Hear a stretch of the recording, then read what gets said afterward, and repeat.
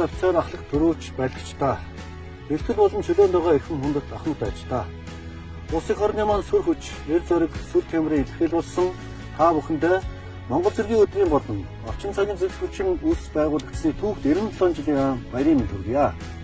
Бидний өвөг дээдс эх орныхоо тусгаар тогтвол газар шороо ард түмнийхээ амгалан тавиан амьдралын төлөө алтан ам бүлээн цусаа зориулж ачаадыг умартан тэмцэж ирсэн алдар гавьяаны баатарлаг төвхтэй үлээ.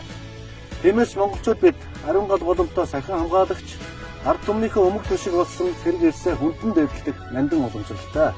Монгол цэргийн олон зууны энэ баатарлаг дайчин уламжлалт 1921 оны ардын хувьсгалын тэмцэл донд үүсгэн байгуулагдсан орчин цагийн зэвсэг хүчний түүх онцгой байр эзэлдэг юм а. Их Жанжин Сүхбаатар тэргүүдийн мандайлсан ардын хувьсгалын их хэрэг нь Монгол түмний олон зууны хүсэл мөрөөдөл 1911 онд эхэлсэн үндэсний өвчлөөний төлөөх хувьсгалын шууд үргэлжлэл байсан юм.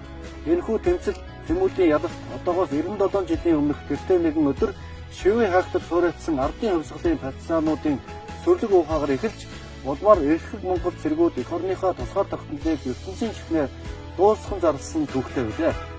Ардын хувьсгалыг өдөртөн жолоодсон Монгол ардын нам, ардын засгийн газар, холсол ялалтаа батлан бэхжүүлэх, улс орноо батлан хамгаалах зорилго өгөхий ардын журам цэргийг зэгслэн байгуулснаар Их Жанжин Сүхбаатарын хэлсэнчлэн Европ байдлаар сайдрал сургалтан босрогдсон орчин үеийн зэвсэг хүчний эхлэл тавигдсан юм а.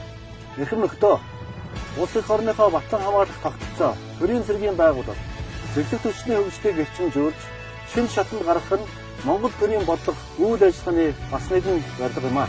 Монгол улсын засгийн газар улс үндэстнийхээ аюулгүй байдал батлан хамгаалах зорилтыг улс төр дипломатийн аргаар хангахыг ирмэлцэхийн зэрэгцээ мэргэжлийн зэрэг суурилсан чадварлаг зэвсэг хүчинтэй байх.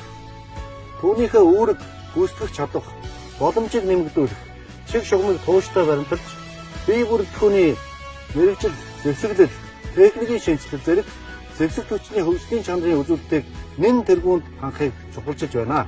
Цэргийн албан хаагчдын нийгмийн хамгааллын баталгаа, албан хаах ая тухтай нөхцөлийг бүрдүүлэх, офицер ахлагч нарын орон сууцны хангалт, салин хуульс, урамшуулал, тэтгэл тэтгэмжийн тогтолцооны үр өгөөжийг нэмэгдүүлэх нь батлан хамгаалах тогтолцоо, төрийн цэргийн байгууллага, зэвсэг хүчнийг хөгжүүлэх бодлого үйл ажиллагааны бас нэгэн чухал зорилт байх болно.